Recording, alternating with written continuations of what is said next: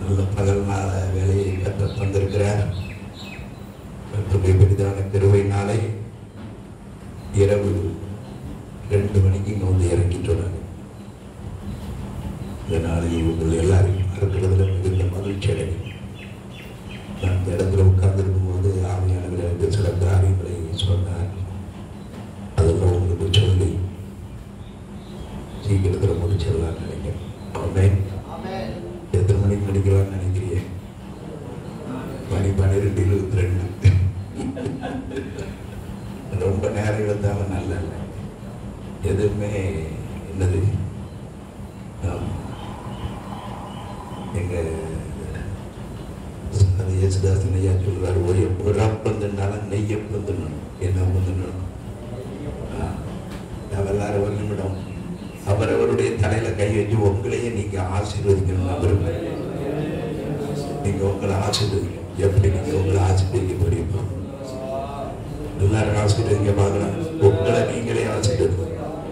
பிதாவே, எனக்கு தந்த நல்ல அபிஷேகத்துக்காக தோற்று உங்க அபிஷேகம் என்னை முழுவதுமாக ஆளுகை செய்யட்டும்.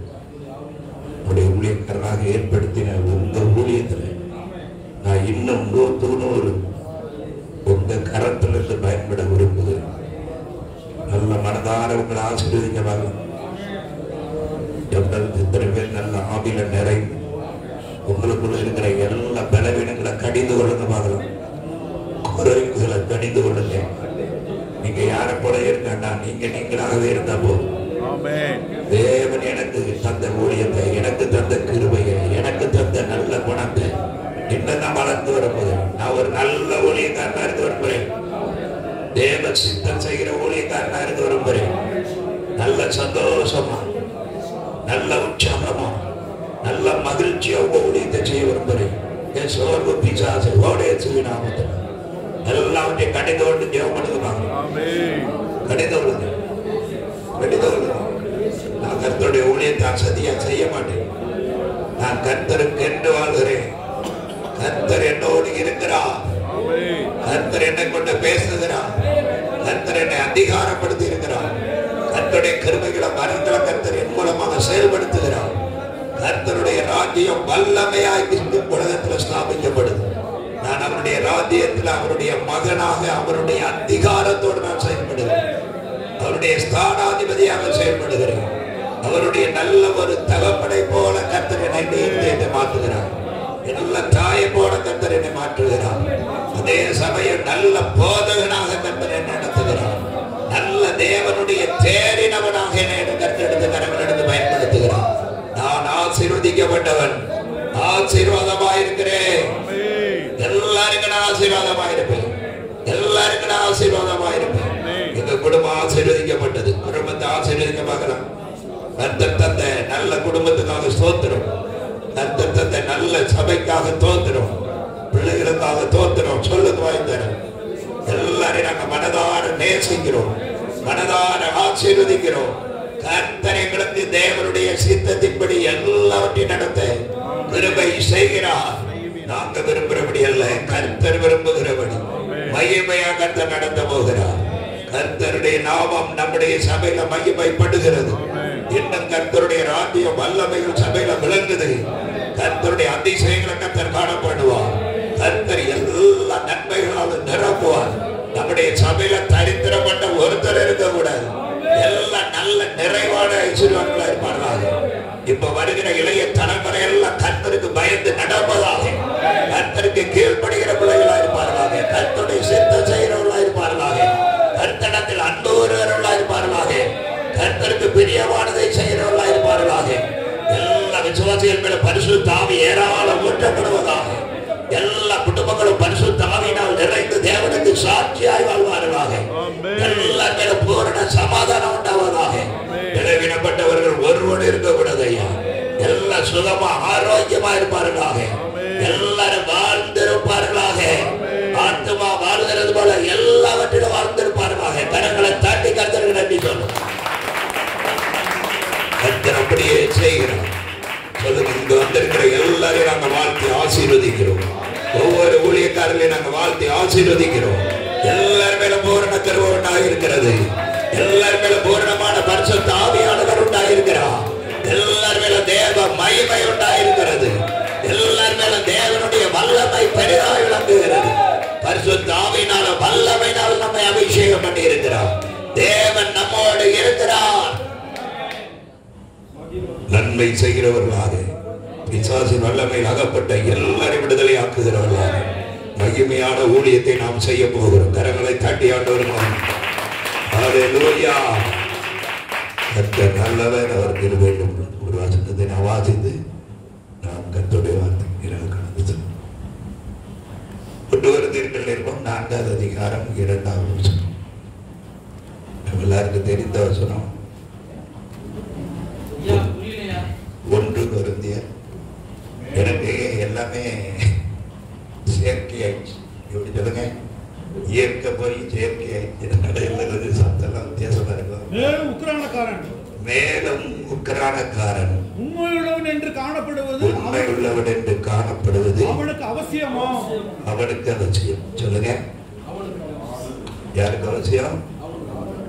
அவனுக்கு அவசியம். எல்லாரும் சொல்லுங்க, எனக்கு அவசியம். நான் உண்மையுள்ளவன் என்று காணப்படுவது. என் மனசு என்னை பார்த்து உண்மை உள்ளவன்னு சொல்லுது. சொல்லுங்க, என் மனசு என்னை பார்த்து நீ ஒரு உண்மையான ஊழியக்காரடா, எப்படி ஒரு உண்மையான பரிசுத்தவான், உண்மையான ஒரு சத்தியவான் அப்படின்னு சொல்லுது. என்னுடைய மனசு, நான் இன்னைக்கு மனசு தான் பேச போறேன். எதை பேச போறேன்? நம்முடைய மனதை பத்தி தான் பேச போறேன். இது ரொம்ப ஆழமான காரியம். அது சிம்பிளா உங்களுக்கு சில காரியங்களை உங்களுக்கு முன்னால சொன்ன முடிஞ்சு. எல்லாரும் எழுதுவாங்களா? எனக்கு ஒரு உக்கிரானத்துவம் இருக்கு, ஆனா அதுல நான் உண்மையா காணப்படணும்னு கர்த்தர் விரும்புகிறார். அது எனக்கு அவசியமானது. அவசியமானது அவசியமானது. நிறைய அவசியம் இல்லாதெல்லாம் நிறைய இருக்கு. ஆனா இன்னைக்கு கர்த்தருடைய ஆவியானவர் என்கிட்ட திட்டவட்டமா சொல்லி இருக்கிறாரு. இந்த எனக்கு தெரியாது, ஆனா நான் 10 மணிக்கே எல்லாம் வந்துடுவாங்கன்ட்டு ரெடியாகி வந்துட்டு கீழே. அதனால நம்ம எல்லாம் தெரிஞ்சு வச்சிருந்தேனே, தூரத்துல இருந்தெல்லாம் வர வேண்டியிருக்கல. பிள்ளைகளெல்லாம் பள்ளிக்கூடத்துக்கு நீங்கள் எடுத்துட்டு வரணும். ரொம்ப நல்ல காரியம் நீங்கள் வந்தது நல்லது.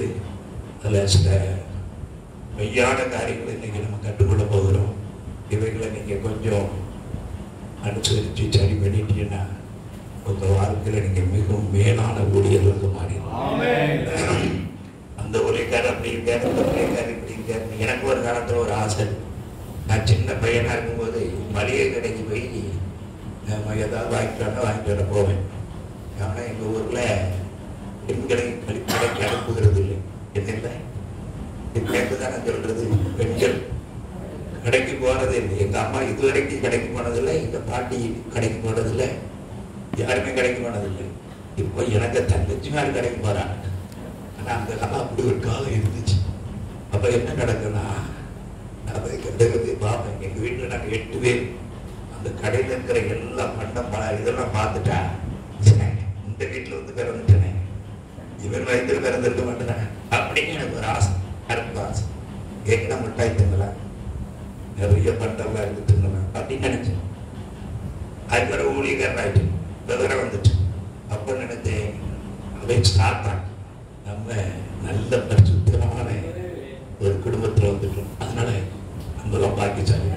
அது வேற ஊழியக்காரங்களை பார்க்கும்போது அந்த ஊழியக்காரனை போல ஆனா நல்லா இருக்கும்ல. என்ன சில பிரச்சனை நான் பரிசு பண்ணும்போது உங்களுக்கு அது நல்லா இருக்கு, நீங்க பிரச்சனை பண்ணும்போது எனக்கு நல்லா இருக்கு. தெரியுமா உங்களுக்கு? அதை ரசிக்க தெரிஞ்சவங்க தான் நம்மளாம் ஊழியக்காரர் அல்லையா சொல்லுங்க. அப்ப எனக்கு ஒரு ஆசை, அந்த ஊழியக்காரனை போல ஆகி போவோம். அதனால இருந்து ஜோப் பண்ணிக்கிட்டே இருப்பேன். ஆண்டவரே அந்த ஊழியக்காரனை மாதிரி மாற்றோம். அப்படி வந்து நின்னா அப்படின்னு சொல்லியாச்சு, அக்னி இறங்கிடணும். ஆண்டவரே ஒரு பிரசங்கத்துக்கு அப்படி அபிஷேகம் இறங்கிடணும் அப்படின்னு ஜனத்தி ரொம்ப ஆசை. நல்லது தானே, என்ன நல்ல ஆசை நல்லது, கெட்ட ஆசை கேடு கெட்டது இல்லையா? அப்படி ஆசைப்பட்டேன். அதுக்குறதான் ஏசு சொன்னார், நீயாவே இரு, ஒன்று நான் நல்லபடியாக தான் வச்சிருக்கேன். இதில் எங்கள் சாதி ஏசுதாசன் மறிக்கிற நேரத்தில் அவர் காலை போய் பிடிச்சுக்கிட்டு, ஏன்னா அவர் கூட நான் ஒரு 5-6 வருஷம் இருந்ததுனால எனக்கு அவரை ரொம்ப தெரியும், எப்படி அவரை பிடிச்சா என்ன நடக்கணும். அவர் காலத்தை பிடிச்சுக்கிட்டு இப்ப ரெட்டிப்பான வரம் அவர்களுக்கு எப்படி ரெட்டிப்பான வரம் வர்றதுக்கு எனக்கு ஒரு ஆசீர்வாதம் சொல்லிருங்க அப்படின்னு காலம் பிடிச்சிருக்கேன். நீங்க காலம் பிடிக்கிறீங்கடா செய்யும். நான் அப்படி தந்து நீ ஒரு பெரிய ஊழியக்காரனா, நான் உண்மையா உனக்கு ரெட்டிப்புள்ளடா 10 மணிக்கு தருவேன். எப்படி? ஆனா நான் தந்து அடைய முடியாது. கர்த்தரே உனக்கு தந்திருக்கிறார். அல்லேலூயா. நான் இவரை நினைச்சேன், ஓ எல்லாம் கர்த்தரே தான் தர வேண்டியது. மோசே ஒரு தடவை சொல்றாரு, அந்த யோசுவா வந்து சொல்றாரு, ஒருத்தர் 2 தீர்க்கதரிசனம் சொல்லிக்கிட்டே இருக்கான், தடை பண்ணியிருக்கேன். என்ன பண்ணியிருக்கேன்? அம்மா எவன மோசை மேல உள்ள வைராக்கியம் தடை பண்ணியிருக்கான் ஆண்டவரே. அம்மா அவர் சொல்றாரு, தடை பண்ணக்கூடாதுதான், எல்லாருமே ஆவி இறங்கிட்டான். எனக்கு ஆவி எல்லாருமே ஊத்தினாலும் எனக்கு சந்தோஷம். இல்லையா சொல்லுங்க. ஆனா இன்னைக்கு எல்லாருமே ஆவியை ஊத்திட்டாரே இல்லையா? எல்லாருமே ஒரே ஆவியான இருக்காரு. ஆமா, எதுவுமே ரெண்டு கவலை. அதனால அன்னைக்கு அவருக்கு அப்படி ஒரு ஆசை, நமக்கு ஒரு நல்ல கிருபை தந்திருக்கு. அதனால நான் உங்களுக்கு இன்னைக்கு சொல்லக்கூடிய காரியம் ரொம்ப முக்கியமானது. அதை நீங்க தெளிவாக அறிந்து கொண்டால் உங்கள் வாழ்விலே மிகவும் மேன்மையான காரியங்களை காணும். அதனால உங்களுடைய மனதை நல்லா திறந்து பார்க்க. இப்ப நான் உங்களுக்கு சொல்றேன், முதல் காரியம், நீங்கள் உண்மையா இருக்க விரும்புகிறீர்களா? பரிசுத்தமா இருக்க விரும்புகிறீர்களா? அன்பா இருக்க விரும்புகிறீர்களா? ஞானவான்களா இருக்க விரும்புகிறீர்களா? எல்லாருமே விரும்புறோம். அதற்காக நீங்க என்ன முயற்சி பண்ணீங்க? வேதம் தெளிவாக சொல்லுகிறது, முற்காலத்திலே மாம்சத்தின்படி நீங்கள் யோசனை பண்ணி மாம்சத்தின்படி நடந்துட்டு இருந்தீங்க. ஆனா இன்னைக்கு நீங்க தேவனுடையவர்களாக மாறிவிட்டீர்கள். இப்போ உங்களை நீங்க கொஞ்சம் பார்க்கிறீங்களா? ஏதாவது மாம்சத்தின்படி வருதா? இல்ல நீங்க உண்மையாகவே நீங்க தேவனுடைய உண்மையின்படி வாழணும்னு வைராக்கியமா இருக்கலாம். அதற்காக நீங்க போட்டிருக்கிற பிளான் என்ன? அதற்காக உங்க மனசுல எடுத்திருக்கிற தீர்மானம் என்ன? ஒரு ஊழியக்காரன் எவ்வளவு வளர்ச்சியா இருக்கிறானோ அதுக்கு ஏற்றபடிதான் சபை இருக்கும். உண்மைதானே? அதுல அக்கா கருத்து தேசம். நம்ம படிக்காதவங்களா இருக்கிறது உலக பிரகாரமானது. ஆனா நம்ம அப்பா நம்மளை அழைத்தவர் நமக்கு என்ன தந்திருக்காரு? சாதாரண மீன் பிடிக்கிற பேதுரு அப்போஸ்தலன் இருக்கிறேன். உங்களுக்கும் தேவன் அந்த அதிகாரத்தை தந்திருக்கிறார், ஊழியத்தை தந்திருக்கிறேன். ஏற்படுத்தப்பட்ட அந்த கிருபை இன்னும் உண்மையாய், அல்லேலூயா, இன்னும் அதிகமாய் பிரயாசப்பட நீங்க எடுத்திருக்கிற உண்மையான திட்டமிடுதல் என்ன? அதற்காக நீங்க எப்படி அதிலே நீங்கள் அடைந்து கொள்ளும்படி பிரயாசப்படுகிறீர்கள்? பவுல் சொல்றாரு, நான் முற்றிலும் தேரல. அவர் சொல்றாரு, என்னிடத்தில் நான் யாவொரு குற்றத்தையும் காணல. அதுக்காக நான் என்ன செய்ய போறதில்லை, நீதிமானா நான் எல்லாத்தையும் நினைக்கிறது இல்லை. ஒண்ணு செய்துட்டு இருக்கிறேன், இன்னும் அதிகமா. அல்லேலூயா சொல்லு. அதனால இந்த நிமிஷத்துல நீங்க உங்களுக்குள்ள உண்மையா நம்ம எல்லாருக்கும் நல்ல வாஞ்சை என்ன வாஞ்ச? நான் பரிசுத்தவனா, நான் பாக்கியவனா. ஆனா இயேசு சொல்லுகிறார், இந்த வாஞ்சையை தந்ததை நான் தான், நீ கொள்கிற பரிசுத்தமா தான் நடத்த விரும்புகிறேன். நான் சொல்றேன், நீங்க விரும்புகிறதற்கு மேல அதிகமா அவர் பரிசுத்தமா உங்களை நடத்த விரும்புகிறார். உங்களை உண்மையா நடத்த விரும்புகிறார், அன்பா நடத்த விரும்புகிறார், எல்லாத்தையும் மகிமையா நடத்த விரும்புகிறார். இப்ப திரும்பி பார்ப்போம், உண்மையா இருக்கிறோமா அப்படின்னு கேட்டா 100க்கு 100 உண்மையா இருக்குன்னு சொல்ல முடியுமா? இன்னைக்கு காலையில உண்மையா ஜெபம் பண்ணேன் அப்படின்னு சொல்ல முடியுமா? உண்மையா பைபிள் வாசித்தேன் அப்படின்னு சொல்ல முடியுமா? குடும்பத்துல நான் உண்மையா இருக்கிறேன், என்னுடைய அன்பு ஒரிஜினலான தேவ அன்பு தான், இப்படி ஓடி நம்ம ஜெபத்து வந்து நம்ம மனசுல அடிச்சுக்குது. என்ன செய்யுதுன்னு சொல்லுங்க, மனசு. ஆமா, நம்மள நாமே நோக்குகிறோம். நான் பைபிள் வாசிச்சுட்டு இருக்கும்போது துன்மார்க்கனை பத்தி நீதிமொழிகள் நிறைய எழுதியிருக்கோம். அப்ப நானே நிப்பாட்டிட்டு வாசிக்கிறதெல்லாம் நிப்பாட்டிட்டு, அண்டவரே நானும் துன்மார்க்கனாக்கா இருக்கணும் அப்படின்னு கேட்பேன். நம்ம துன்மார்க்கனுடைய குணம் நம்மகிட்ட இருக்கு. நான் மக்களுக்கு ஒரு இது கொடுத்துருக்கிறேன், கொஸ்டின் 3 கொஸ்டின் கொடுத்துருக்கேன். துன்மார்க்கனை பற்றி 200 குணங்கள் எழுதுங்க, ஆவிகளை பத்தி 200 குணங்கள் எழுதுங்க, பரியாசக்காரனை பத்தி 100ஆவது எழுதுங்க, அவனுடைய குணம் என்னன்னு பார்த்துட்டு நீங்களே உங்களை கொஞ்சம் சோதிச்சு பார்த்து ஒரு 10 நாள் உபவாசம் போடுன்னா தீந்துருன்னு பாருங்க. இல்லை நான் நல்ல செய்மணி இல்லைனாலும் 4 நாள் உபவாசம் போடுங்க. ஒருத்தராலும் உபவாசம் போடாம உங்களை கரெக்ட் பண்ண முடியாது. நம்முடைய வாழ்க்கை எங்க இருந்து வளருது? முழங்கால் நின்று ஜெபம் பண்றதுல இருந்தா வளருது. உண்மையா நான் மாசத்துல இத்தனை நாள் உபவாசம் பண்ணி ஜெபம் பண்றேன், எனக்காக என் குடும்பத்துக்காக நான் இத்தனை நாள் உபவாசம் இருந்து ஜெபம் பண்றேன். என் பையன் அடங்க மாட்டேங்கானே அவளுக்காக நான் இத்தனை நாள் ஜெபம் பண்றேன். எனக்கு சபையில ஒண்ணுமே கேட்டு சொல்லு வச்சு கேட்க மாட்டேங்க, இதுக்காக நான் ஜெபம் பண்றேன். உண்மையா நான் அவங்களை நேசிக்கிறேன். கர்த்தர் தான் அவங்களை மாற்ற முடியும். நம்மளால முடியுமா? நம்மளால சபை கட்ட முடியுமா? எல்லாம் அவருடையது. அவர் செய்யணுங்கிறதுக்காக நான் அவர் காலத்துல உட்கார்ந்து இருக்கிறேன், இத்தனை மணி நேரம் ஜெபம் பண்றேன் அப்படிங்கிற ஒரு திட்டத்தை நீங்க போடணுங்கிறேன். நான் இனி அவர் ஜெபம் பண்ணுவார், இவர் ஜெபம் பண்ணுவார் நினைக்க கூடாது. சபையில நல்லா ஜெபிக்கிறவங்கள கர்த்தர் தந்திருந்தா அவங்க கிட்டையும் சொல்லுங்க, இந்த காரியத்துக்காக ஜெபிங்க அப்படின்னு எழுப்பி விடுங்க. நம்முடைய வாழ்வு முழுவதும் கர்த்தராலே ஆகிறது. அல்லேலூயா. நான் அவருக்கு திருப்பி கேட்கிறேன், அவர்கிட்ட இருந்து கொஞ்சம் கடன் வாங்கியாவது இதை செய்திருவோம், இவர்கிட்ட இருந்து வாங்கி செய்திருவோம் அப்படின்னு பணத்துக்கு உருட்டல் பரட்டல்ல போறீங்களா? இல்லை எல்லாம் கர்த்தர் தருவார், தந்தா தின்றேன், தரட்டா சும்மா இருக்கிறேன் அப்படி இருக்கலாம். சபை நடத்தும் போதும் ஒரு கன்வென்ஷன் நடத்தும் போதும் கர்த்தர் தந்தா 1 மாசம் ஆச்சு. நான் இருந்து டிரான்ஸ்பர் ஆகி அங்கே போனேன். ஒரு ஐயா வந்தார். அவரை பார்த்தா பழம் போல இருக்க, ஒரு வயசு ஐயா. 5 வருஷம் ஆச்சு ஐயா கன்வென்ஷன் நடத்தி. நீங்க ஒரு சின்ன உடனே கன்வென்ஷன் வைக்கிறேன், உங்களுக்கு தெரிஞ்ச நல்ல உரைக்காரங்க உடனே கூப்பிடுங்க. நான் ஆச்சு என்னது எத்தனை லட்சம் ஆனாலும் நான் செலவு பண்றேன் அப்படின்ட்டு. நான் புதுசு, அவர் அங்க இருக்காரு, அவரை பத்தி எனக்கு தெரியாது. ஆனாலும் நான் கர்த்தரை தான் நம்புவேன். ஆனாலும் நம்பிட்டேன். அவனை இவ்வளவு வந்து சொன்னான். ஆகையான்ட்ட ஒரு வார்த்தை கேட்கல. உடனே போன் அடிச்சு அந்த பாசுட்டு உடனே நானும் ஆரம்பிட்டேன். அப்ப 10, 11, 12, 13 கூட்டவை அப்படின்னு சொல்லி வச்சாச்சு. கடைசியில் அடுத்த வாரம் வந்து சொல்றாரு, பாசுட்டு எல்லாம் நான் செய்வேன்னு நினைக்காங்க. எப்படி நீங்க தனியா சொன்னீங்க? அதெல்லாம் சொன்னேன்.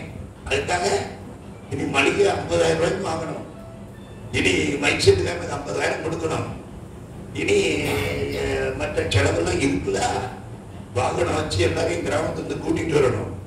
எல்லாமே கணக்கு பார்த்தேன். 2 லட்சம் ரூபா ஆகும் போல இருக்கு. என்னால முடிஞ்ச ஒரு 10,000 என்ன எப்படி இருக்கு நீங்க நினைச்சுக்க. ரொம்ப சந்தோஷம் ஐயா, எங்க இயேசு பெரிய பணக்காரன் நான் நம்புறேன், நீங்க கைவிட்டாலும் அவர் என்ன செய்ய மாட்டார் அப்படின்னு ஒரே வார்த்தை சொல்லிட்டு விட்டுட்டேன். திரும்ப வந்தாரு. ஞாயிற்றுக்கிழமை கறிஞ்சோட தான் போடணும். 500 பேர் வருவாங்க. எத்தனை பேர் வருவாங்க? கன்வென்ஷன்ல கடைசி நாள் 500 பேர் வருவாங்க. நல்ல கறி சோரம் போடணும். 30 கிலோ கறி எடுக்கணும். எத்தனை கிலோ? அப்ப நான் ஒரு வார்த்தை சொன்னேன், கர்த்தர் தந்தாருன்னா போட்டுருவையா போகையா அப்படின்னு. அது கர்த்தர் தரப்பட்ட நீங்க தான் கொடுக்கணும் அப்படிங்கிறது. இப்ப எதுக்கு சொல்றேன்னு கேட்டேன்னா, இல்ல காரியங்களெல்லாம் நினைச்சு பார்த்தீங்கன்னா மண்டை குழம்பும். நான் கத்த போடாம உட்காந்து நீ வேற வழி இல்லை. எனக்கு 15 நாளில் கன்வென்ஷன் நோட்டீஸ் அடிக்க தான் காசு இருக்கு, வால் போஸ்ட் அடிக்க கூட காசு இல்லை. இந்த டிகிரிகள் நான் உட்கார்ந்து ஏசப்பா கன்வென்ஷன் நடத்தணும்னு அவர் சொன்னாருன்னு நானும் அவரை நினைச்சு எல்லாம் புக் பண்ணிட்டேன். இப்ப நோட்டீஸ் அடிக்கணும், அதுக்கு 2000 ரூபாய் வேணும். அதுக்கு மேல இனி வால் போஸ்ட் அடிக்கணும், அதுக்கு காசு வேணும், ஒட்டுற காசு வேணும், எல்லா செலவுக்கும் காசு வேணும். யார் வந்து சமையல் பண்ண போறா தெரியாது, யார் வந்து என்ன செய்ய போறான்னு தெரியாது. அப்படி உட்கார்ந்து ஒருத்தர் போட்டு நீரே எல்லாம் செய்ய வரலதான்னு உட்கார்ந்து திடீர்னு ஒருத்தர் ஓடி வந்தேன். அவர் உங்ககிட்ட சொன்ன மாதிரி ஒன்றும் செய்ய மாட்டார் தெரியுமா அப்படின்னு. சரி நீரா செய்வீரையான்னு நான் பழிக்கு ஜாமான வாங்கிட்டு இருக்கிறேன். சரி ஓகே. அப்ப நான் என்ன சொல்ல வந்தேன்னு கேட்டார். தேவனுடைய பாதத்துல இருந்ததுனால இன்னைக்கு நான் ஒரு பைசா கடன் இல்லாம நின்றுட்டு 2,90,000 ரூபாய் செலவாயிருக்கு. மொத்தத்துல அழைக்கப்பட்ட ஊழியர்ல இருந்து பாட்டு பாடினவன், லைவ்ல போட்டவன் எல்லாம் சேர்த்து எவ்வளவு செலவு சொல்லுங்க. ஆமா, பாக்கெட்ல எம்டி. அட கர்த்தர் காரியத்தை செய்து முடித்தார். ஆமா, மீதும் 10 தந்திருக்கேன். அதுல வசனம் எழுதி பிளக்ஸ் போடணும்னு சொல்லிட்டு வந்திருக்கேன். அந்த வசனம் பிளக்ஸுக்கே இப்போ 25,000 இல்லையா? சொல்லுங்க. அப்ப நான் என்ன சொல்ல விரும்புகிறேன் என்று கேட்டால், இது நம்முடைய ஊழியம் அல்ல. என்ன சொல்றீங்க? கட்டடம் கட்டுறதா ஊழியம்? எனக்கு இடம் இல்லை, கவலைப்படாத. ஒரு மரத்தடியில இருந்து நடந்தனால அது வாக்கியங்கிறேன். நான் மரத்தடியில இருந்து ஒளிஞ்சே விரும்புறேன். எது தெரியுமா? இங்க நடந்துட்டு டுலியோ டுலியோ டுலியோன்னு சத்தம் போட்ட மாதிரி அவனுக்கு கேட்குது. அந்த மரத்தடியில் நடந்துட்டா அல்லேலூயான்னு அவனுக்கு கேட்கல. சபை என்னைக்கு கட்டணத்துக்குள்ள இருந்து வெளியே வருதோ அன்னைக்கு மக்களுக்கு உண்மை தெரியும். இல்லைன்னா இவங்க என்னதோ வெளிநாட்டு பணம் வாங்கி வச்சுக்கிட்டு என்னதோ தின்னுட்டு கொடுப்பெடுத்து இருக்காம அப்படின்னு நினைக்கிறேன். பெரும்புல தந்து இயேசுனுடைய பேயை விரட்டுறாங்க போது அதுல ஒருத்தன் பேய் பிடிச்சு வருவாங்கல்ல, இல்லையா? சொல்லுங்க. அதனால நம்முடைய தேவைகளுக்காக ஊழியத்தை அப்படி செய்யணும், இப்படி செய்யணும், அவர் கட்டணம் கட்டி தந்துவாரு, அவர் இதை செய்துருவாரு. எவரை நம்மள அழைக்கிற செயல் கையை சொல்லுங்க. நான் அவருக்கு வேலை தரேன். அவர் தந்தா தின்னுவேன், அவர் செய்தா பார்ப்பேன், அவரே எல்லாவற்றையும். நீங்க உண்மையா இருந்தீங்கன்னா கர்த்தர் எல்லாவற்றையும் பரிபூர்ணமாய் சந்திக்கும். ஹல்லேலூயா. அதனால நீங்க நல்ல தெளிவா இருக்கணும். ஆண்டவர் சொன்னதுதான் சொல்லிட்டு இருக்கேன். என்று யாருக்கு சொல்றது எனக்கு தெரியாது.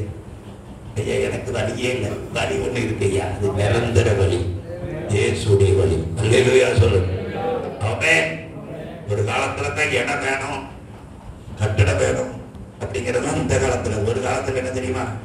ஆண்டவரே நீர் என்ன சொல்றீங்களோ செய்யும், ஆத்மாவை ரசிக்கிறீரோ செய்யும், இடம் தரீரா தாரம். அதை இடத்தை முடிக்க காசு இல்லாம இடத்துக்கு அட்வான்ஸ் கொடுத்துட்டு முடிக்க முடியல. அதையும் அவர் தான் செய்தார். எல்லாம் ஏற்று தான் செய்துட்டு இருக்கு. இப்ப எத்தனை பேர் அப்படி சொல்ல முடியும்? கை சொல்லுவாங்க. நான் நிற்பதன் நிர்மூலமாகாததும் அவர் கிருபையே. கிருபையா இல்லையா? எல்லாம் கிருபையா அவர் தந்தது தானே. எல்லாமே இயேசு தந்தது தானே. அவர் தானே எங்களுக்கு செய்ய போறாரு. அப்ப நீங்க உண்மையா இருக்கிறது லேசா? லேசா இல்லையா? லேஸ் தானே. நீங்க அவருக்கு உண்மையா இருந்து கொண்டே அவர் பாதத்தில் இருந்து ஜோமணிக்க வேண்டியதானே. எதுக்கு நீ அழைச்சிட்டு இருக்கணும்? அதனால திரும்பவும் உங்களுடைய ஜெபத்தை கட்டி எழுப்புங்கள். தேவனை நீங்கள் நெருங்கி சேருங்கள். மார்த்தாலே மார்த்தாலே சொல்லுங்க. அவளுக்குதான் பெரிய பிளான். இயேசுக்கு முட்டையை வச்சு கொடுத்துருவோமா, இல்ல அந்த கறியை எடுத்து பொறிச்சு 60 பண்ணிடுவோமா, என்ன காரணம்? அவர் தின்ன போறது தின்றாரு, திண்ணிய தெரியல, இவ்வளவு திண்ணியாரு. ஆனா சோசரம் ஏசு ஒன்ன போசிக்க விரும்புற நீருக்கு அவரை போய் கவலைப்பட்டு இல்லையா? சொல்லுங்கள். அதனால இயேசுடைய ஊழியத்தின் ஒவ்வொரு காரியத்தில் நீங்கள் அநேக காரியங்களை குறித்து கவலைப்பட்டவர்கள் தூக்கி வச்சுட்டு நீங்க என்ன சொல்றீங்க அதை செய்யறேன். நீங்க ஒரு கூடாரத்தை தந்தா நான் கூடாரத்துல இருக்கிறேன், இல்ல மகிமையா கட்டடம் கட்டி தந்தாலும் நான் இருக்கிறேன். ஒரு ஏக்கர் தந்தாலும் சந்தோஷம். இன்னைக்கு நிறைய பேருக்கு ஏக்கர் ஏக்கரா இடம் வாங்கணும். இருக்கிற ஆள் எத்தனைன்னு கேட்டா 50. ஆமா, எவ்வளவு செலவுன்னு கேட்டா 1 கோடி செலவு பண்ணி கட்டிங்க கட்டடம். எதுக்குன்னு அந்த கட்டடத்துக்கு வெள்ளை அடிக்கே கிடைக்கிற காசு இல்லை. நிறைய கடையை போய் பாக்குறேன். 15 வருஷம் ஆச்சு. அதுக்கு திரும்ப ஒயிட் வாஷ் பண்ணி கேட்குது இல்லைல்ல. அங்க இருக்கு விசுவாசத்தின யாரு கேட்ட இவ்வளவு பெரிய கட்டடம்? நான் உண்மையை சொல்றேன், ஓப்பனாக பேசுறேன்.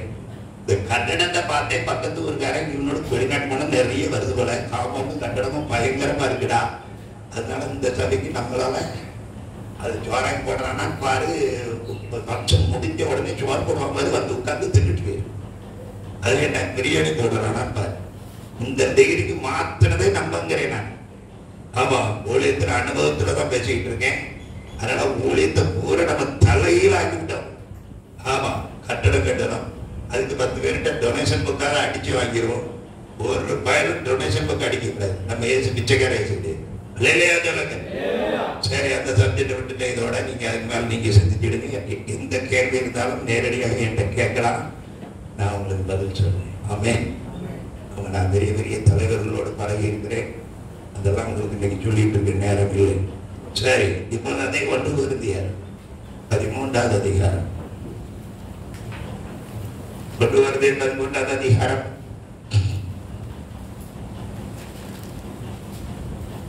11வது. நான் குழந்தையா இருந்த போது குழந்தையை போல பேசினேன், குழந்தையை போல சிந்தித்தேன், குழந்தையை போல யோசித்தேன். நான் புருஷனான போது குழந்தை கேட்டவரை ஒழித்து விட்டேன்.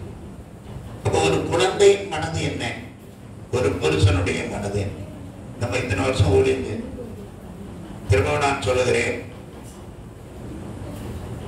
எடிக்க படித்தக்காரனா இருந்த சவுல் இதே மத்தியான நேரத்துல இப்ப இருக்கிற சூரிய வெளிச்சத்தை விட பயங்கரமான வெளிச்சம் தனகாட்டிக்க கண்ணு வீசாயிட்டு.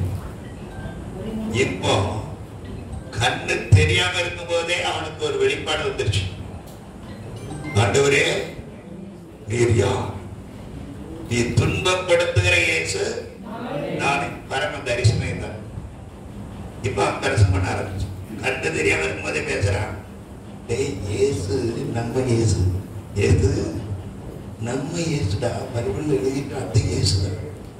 இது வரைக்கும் அவன் பழைய பாட்டை கரைச்சி பிடிச்சாலும் அவனுக்கு இயேசு பற்றி தெரியல. இயேசுனா யாரு, தேவகுமாரனா யாரு, அது எப்படி தேவனுக்கு ஒரு குமாரன் அப்படின்னு அவன் மாம்சத்துல பயங்கரமா ஆராய்ச்சி பண்ணி கண்டுபிடிக்க முடியும். இப்ப நான் உங்களுக்கு சொல்லக்கூடிய காரியம் ரொம்ப முக்கியமான காரியம். நல்ல கருத்தை கேட்டு இன்னைக்கும் நம்ம என்னன்னா, மற்றவங்க பிரசங்களை கேட்டு அவங்க இப்படிலாம் பேசுறாங்களா, இப்படிலாம் பேசுறாங்க. நீங்க எத்தனை பிரசங்கத்தை கேட்டாலும் நீங்க வந்து பிரசங்கத்தில் நிற்கும் போது கர்த்தர் தருகிறதா உங்களுக்கு வார்த்தை. அப்ப அந்த வார்த்தையில நீங்க இன்னும் தேறினவர்களா மாறணும். பைபிளை நல்லா படிக்கணும். ஆமென். இந்த பைபிளை நீங்க நல்லா மெடிடேஷன் பண்ணணும், நல்லா தியானிக்கணும், நல்ல குறிப்பு எடுக்கணும். இந்த வேதத்துக்குள்ள ஒரு வார்த்தையில இருந்து நீங்க எவ்வளவோ ஆழத்துக்குள்ள போகலாம். இப்ப உங்களை பார்த்து 3 கேள்வி கேட்க போற, கரெக்டா நீங்க பதில் சொல்லணும். செல்போன் பயன்படுத்துகிறது தப்பா?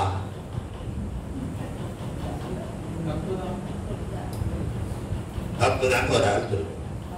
அவர்கிட்ட செல்போன் இருக்கா இல்லையா? பச்சுக்கிட்டு எப்படி நீங்க தப்புன்னு சொல்றது? இப்ப நல்லா நீங்க கவனிக்கணும். இதுதான் அந்த குழந்தை திறந்துகிறது. கொரோனா யாரையும் சொல்றதில்ல. ஒரு காலத்துல நடந்தே போகிற ஒரு காலம். உண்மையா இல்லையா? ஏசு நடந்து போனார், கூடுனா கழுதுல போனார், அதுக்கு மேல போனார், படகுல போனார். இவ்வளவுதானே. ஏசு காலத்துல நம்மளுக்கு இருக்க மாதிரி காரில் பைக்ல இருந்திருந்தா பைக்ல போறாம போட்டாரா? போறலையா? கண்டிப்பா போறலாம். சரி, இப்ப நல்லா கவனிங்க. கேஸ் முதல்ல வந்துச்சு. அம்மா மாட்ட கேட்க கேஸ் வெடிச்சிடும், செத்துருவோம். கரண்ட் முதல்ல வந்துச்சு. கரண்ட் ஆபத்து, தொட்டா செத்துருவோம். இப்ப கரண்ட் எல்லாம் வர முடியுமா? ஏசு காலத்துல கரண்ட் கிடையாது, தெரியல. ஏசு காலத்துல கேஸ் கிடையாது, தெரியல. வேற என்னெல்லாம் பரிகாசனம் பண்ணி எடுக்கலாம். இப்போ இதெல்லாம் நமக்கு பிரயோஜனமா தானே இருக்கு. கேஸ்னால வந்து செத்தா வைக்கணும், கரண்ட்னால இந்த செத்தா வைக்கணும். இப்ப அதை பயன்படுத்துகிற முறை நமக்கு தெரியும். என்னிடத்துல வருது விசுவாசி, நல்ல மூத்த விசுவாசி வந்து கேட்டேன், என்ன நீ செல்போனை பார்த்து பிரசங்கம் பண்ணுகிறீன்னு கேட்டேன். அப்ப நான் சொன்னேன், முதல்ல இப்போ நம்ம மோசை காலத்துல கல்லு எழுதுனாங்க. இப்ப பைபிள கல்ல எழுதி தூக்கிட்டாங்க. எவட தூக்கிட்டு வைப்பாங்க சொல்லுங்க? கல்லு. அதுக்கு பிறகு எதுலையா எழுதுனாங்க? அப்படியே நீங்க படிச்சுடுங்களா? இப்ப இன்னைக்கு பைபிள் உண்மைதானே. இப்ப இந்த இதுல ஒரு பைத்திய பிரசங்கம் என்ன தெரியுமா? வேதம் கிடைக்காத பஞ்ச காலம். ஒருத்தர் அப்படி பேசுறாங்க. கம்ப்யூட்டர்ல இருந்து எல்லாத்துலயும் வந்துச்சு. இனி வேதம் கிடைக்காத பஞ்சம் வருதா இவர் பிரசங்கம் பண்றாங்க. பைத்தியகாரத்தனமா இல்ல, எவனோ பேசுறத கேட்டு வச்சுக்கிட்டு நிறைய பேர் இப்படிதான் பேசிக்கிட்டாங்க. எனக்கு சிரிப்பு வர உட்காந்துட்டு கேட்டுட்டு இருந்தேன். இன்னைக்கு என்ன எங்கெங்கெல்லாமோ வந்துட்டு பைபிள் எனக்கு வேதம் கிடைக்கும். அது அன்னைக்கு மல்கியா காலத்துல இருந்து மத்திய காலம் வரைக்கும் வேதம் கிடைக்காத பஞ்சத்தை பத்தி சொன்னேன். நிறைய பேரு கண்டவன் சொல்றத கேட்டு பிரசங்கம் பண்ணிக்கிட்டு இருக்காங்க. உண்மையா இது வேதத்துல இருக்கான்னு நீங்க சிந்திச்சு பார்த்து பிரசங்கம் பண்ணி பாருங்க. உங்க பிரசங்கம் நல்லா இருக்கும். எத்தனை பேர் அதை விசுவாசிக்கிறீங்க? அவன் சொன்னான், நான் சொன்னேன்னு சொல்லி கூட பேசாத. வானத்துக்கு ஒரு தூதனை வந்து சொன்னா கூட நீ நம்பாத. பைபிள்ல என்ன எழுதியிருக்குன்னு பார்த்து கருத்தா தெளிவா பேசு. தேரின வேதபாரகன் சொல்லுங்க. பலசரம் புதியில இருந்து எடுத்து தெளிவா சொல்றான்ல. நமக்கு தெரியுதுல்ல. சங்கீதம் 37:11 என்ன எழுதியிருக்கு சொல்லுங்க. கர்த்தருடைய வேதம் அவனுடைய இருக்குல்ல, இருதயத்தில் இருக்கிறத விட்டுட்டு அங்க பறந்து வரதை பார்த்துக்கிட்டு அங்க பார்த்து பேசிக்கிட்டு இருக்கீங்க. அவன் அப்படி பேசும்போது இவ்வளவு வல்லமை இறங்கிடுது. அவன் பேசுனத வல்லமை அவனுக்கு இறங்கிட்டு ஓட்டு. அவன் பேசுனது சத்தியமா இல்லையா? உண்மையா நான் அவங்ககிட்ட சொல்றேன், நீங்க தப்பா நினைக்க கூடாது. நம்முடைய வருகை தூதன் ஆசிரியர் ஒருத்தர் இருந்தார் தெரியுமா உங்களுக்கு? அவர் பேர் என்னன்னு தெரியுமா? தேவதாஸ். முதல்ல நான் கோயம்புத்தூர்ல இருக்கும்போது ஒரு மீட்டிங், பப்ளிக் மீட்டிங் வந்திருக்கிறேன். அந்த எடுத்த வசனம் என்ன தெரியுமா? வேதத்தை அறியாதவர்களாகி இந்த ஜனங்கள் சபிக்கப்பட்டு. தர்சனத்தை சொன்னது யாரு? தர்சனத்தை சொன்னது பரிசேயன் சொல்றான். யாரை பார்த்து சொல்றான்? இயேசுவின் பின்னால் போன ஜனங்களை பார்த்து பேசிட்டு இருக்கான். இதை எடுத்து வச்சுக்கிட்டு அவர் பிரசங்கம் பண்ணா என்ன டிகிரில பேசுறாரு சொல்லுங்க. பெரிய வேத பண்டிதர். இது எதுக்கு உங்களுக்கு சொல்றேன்னா, எல்லாருக்கும் நூதனமா பேசணும். எப்படி பேசணும்? உண்மையை பேசணும்னு என்ன இல்லை. அப்ப அங்க இருக்கிற நம்ம எல்லாருக்கும் மனசுலயுமே பிரசங்கம் தயார் பண்ணும்போது ஏதாவது ஒரு புதுசா ஒரு காரியம் சொல்லணும். உனக்கு யாரு கேட்டா புதுசா சொல்ல சொல்லி?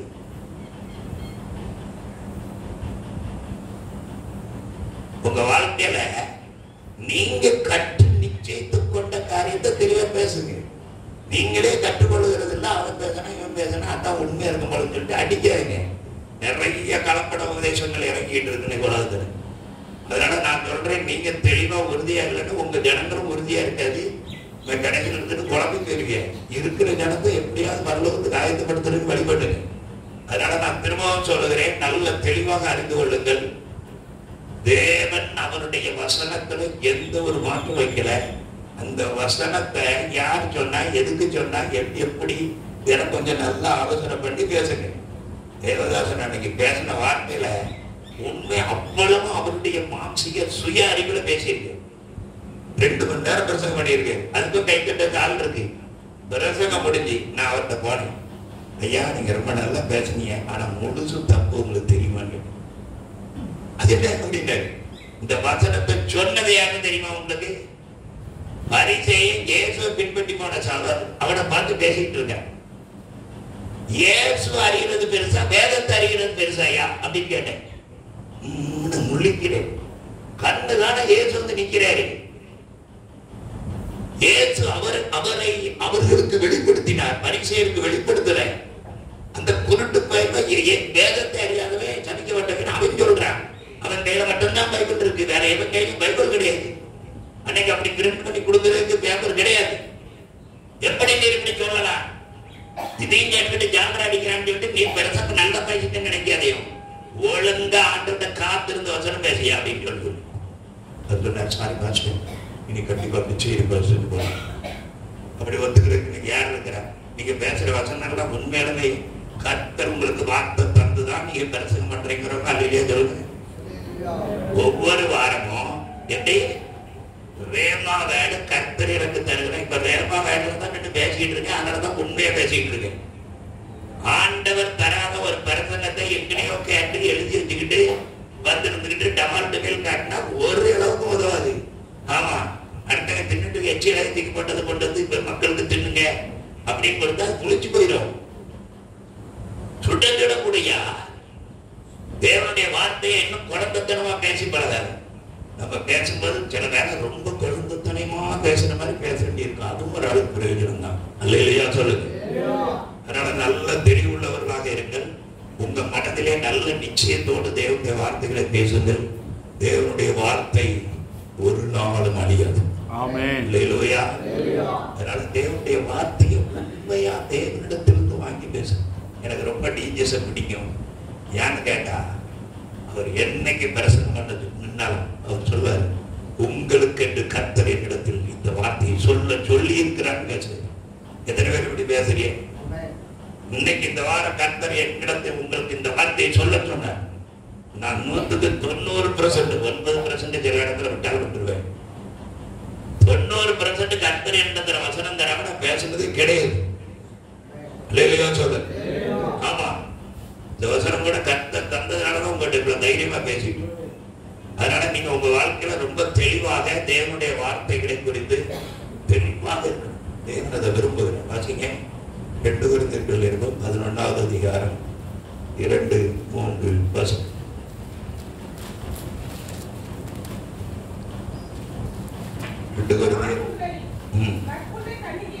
உங்களை கற்புள்ள கன்னிகையாக 2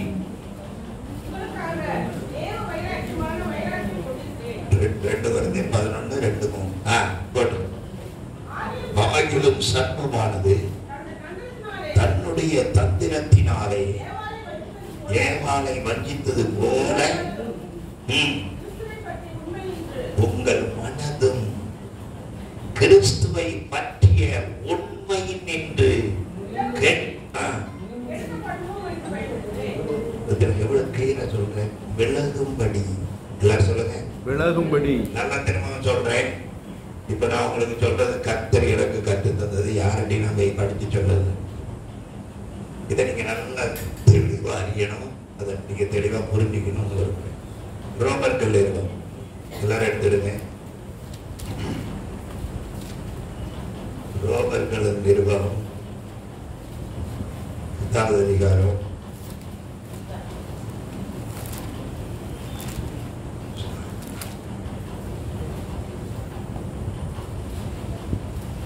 4வது அதிகாரம். ரோமர் 4வது அதிகாரம் 4வது வசனம்.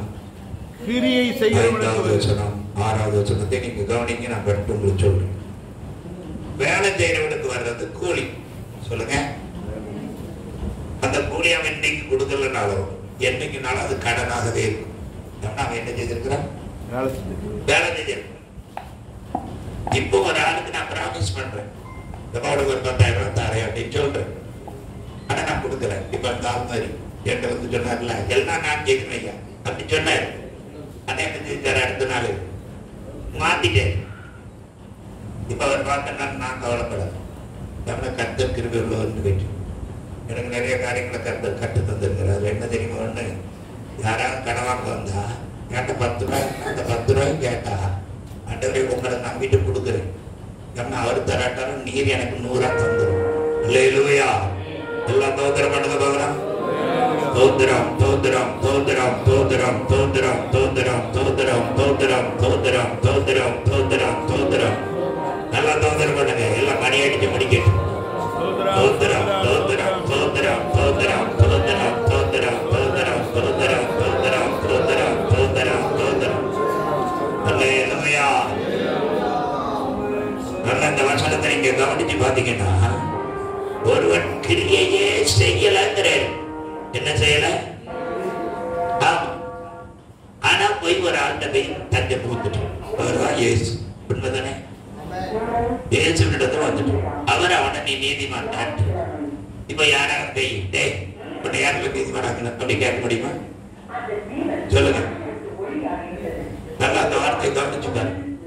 இப்ப கீழே சொல்லுகிறார், நீதிமானாக்குறவிடத்தில் விசுவாசம் வைக்கிறவனாய் இருந்தால் அவனுடைய விசுவாசமே அவனுக்கு நீதியாக எண்ணப்படும்.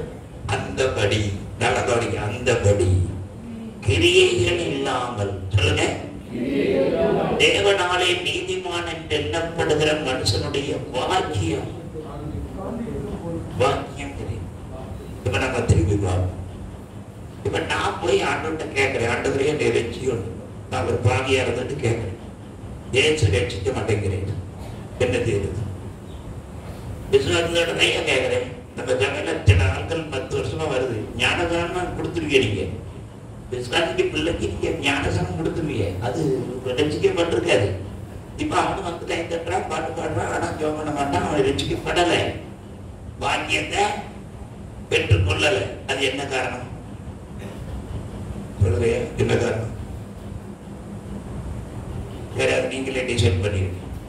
இப்ப ஒருத்தன் சும்மா சாதாரணமா ஒரு நாள் கெட்டி பார்க்கணும்னு வரான். இப்ப நம்ம வார்த்தையை பேசிக்கிட்டு இருக்கும்போது அவனுக்குள்ளே கர்த்தருடைய வார்த்தை போது உடனே முழங்கால் பண்ணிடுறான், அழுகிறான். அவன் ரட்சிக்கப்பட்டுறான், வாழ்க்கை புதுசாகிருது. அவன் தேவனுக்கு அடங்கிடுறான். அவன் துன்மார்க்கனா, துரோகியா, பொல்லாதவனா, ஊருக்கு உலகத்துக்கு எல்லாத்துக்கும் அநியாயக்காரனா இருக்குமே, அன்னையோட மாறிடுறான். இப்போ இது எப்படி நடக்குது, அது எப்படி நடக்குது? சொல்லுங்க. இவன் பாக்கியவானாயிட்டான்ல, யாராலே வந்தது சொல்லுங்க? இந்த பாக்கியம் யாராலே வந்தது? இது எல்லாருக்கும் வருமா வராதா? ஆனா ஒருத்தர் 3 வருஷமா ஜோம் பண்ணிட்டு அவனுக்கு வரல. என்னதான்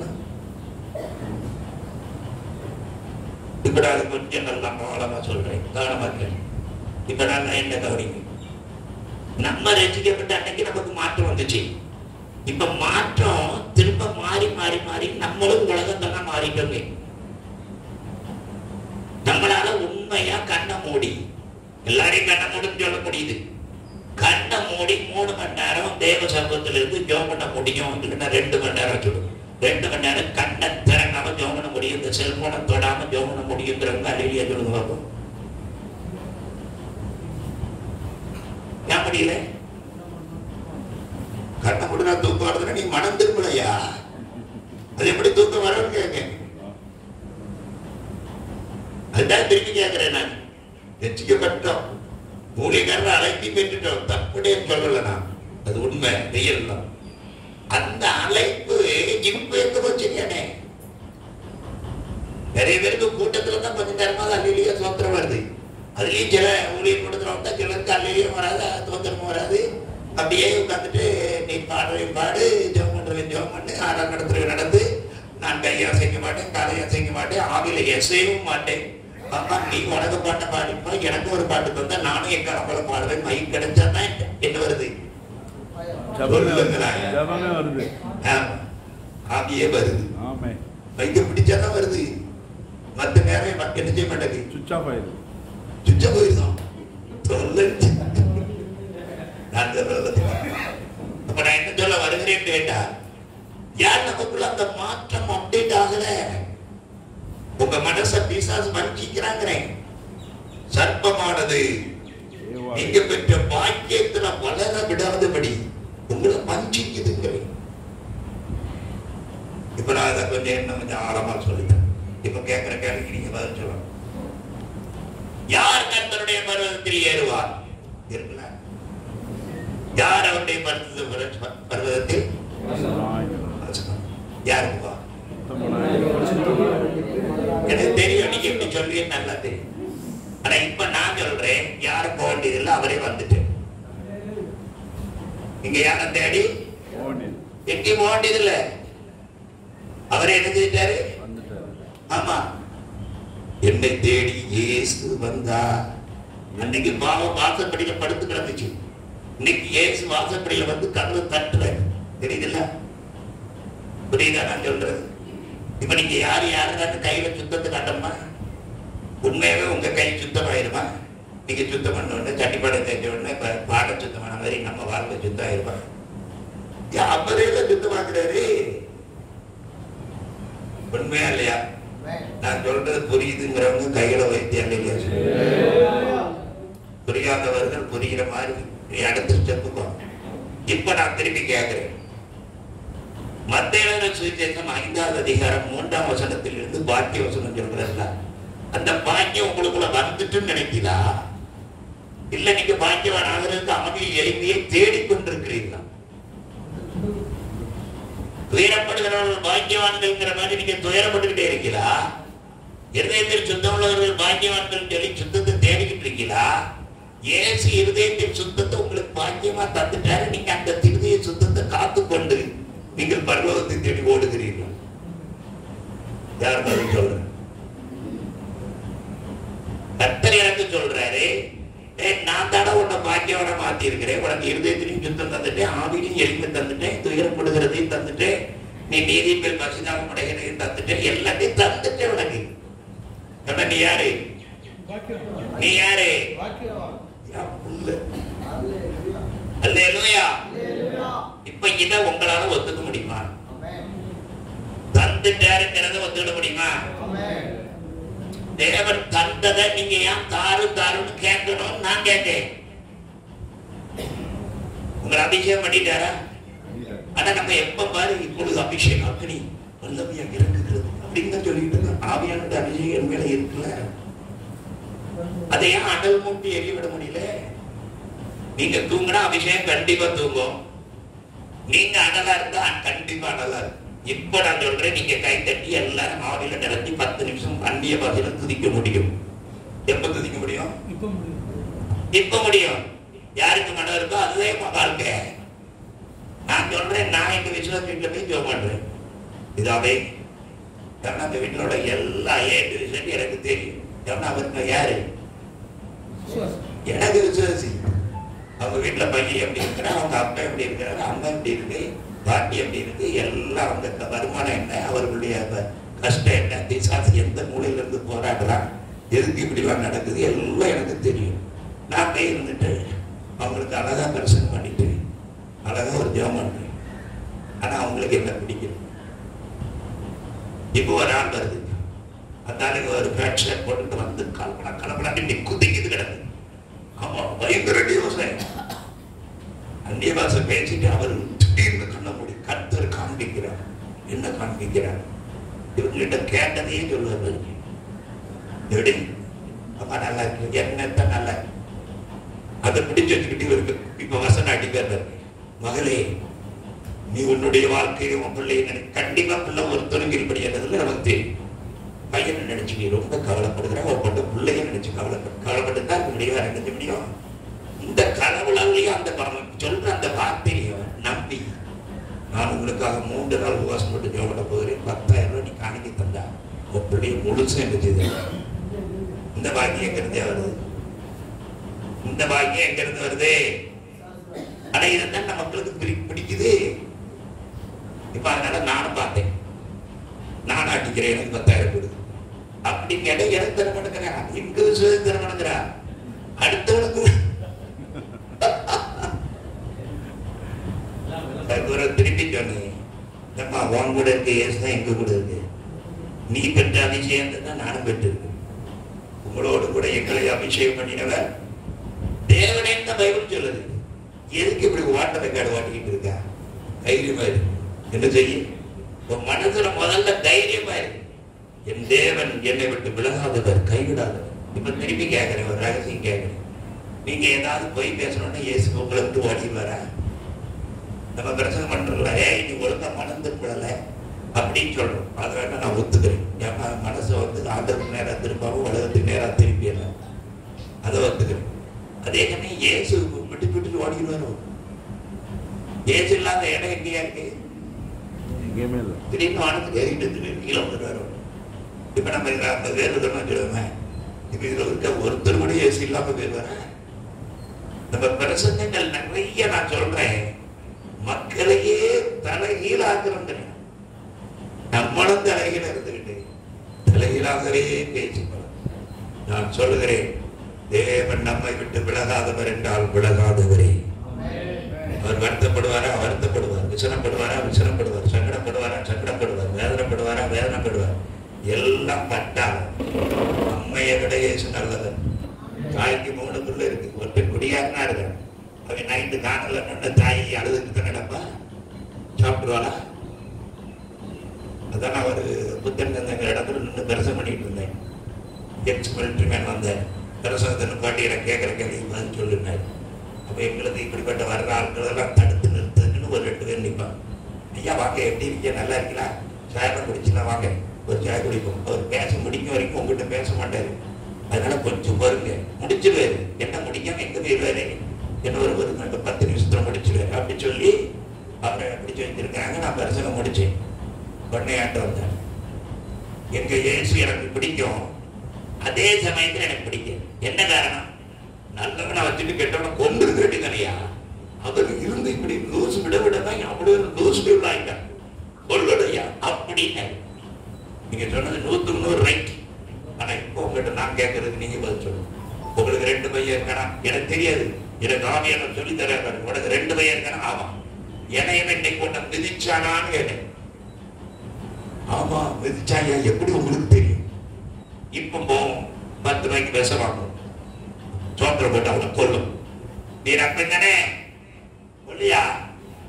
அது பிடிச்சா பேய் பிடிச்ச ஒன்னாலேயே அவனை கொல்ல மனசுலையே ஏசு கொண்டு வர உலகத்தை காப்பாத்த வந்திருக்காங்கயா. உடனே காலில் தொட்டு கும்பிட்டாங்க.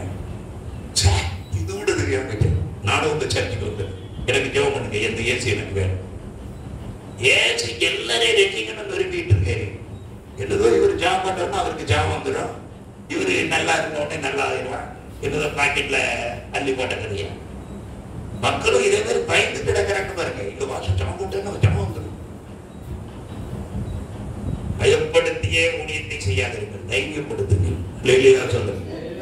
ஆமா, யார் ஏறுவான்? அப்படி அல்ல, இயேசு இறங்கி வந்து விட்டு. யார் பாக்கியவான்? கர்த்தரால் பாக்கியவான்களாக்கப்பட்டவர்கள் பாக்கியவான்கள். ஆனா அதுல வளரணும். அதுதான் நம்முடைய பாயிண்ட். நீங்கள் அதற்காக உங்கள் மனதை நீங்கள் எவ்வளவு பயிற்றுவிக்கிறீர்கள். 1ஆம் கிளாஸுக்கு போகும்போது, எல்கேஜிக்கு போகும்போது, பால்வாடிக்கு போகும்போது அப்படி 2 புஸ்தகத்தை தூக்கிட்டு போயிட்டு வந்துருக்கு.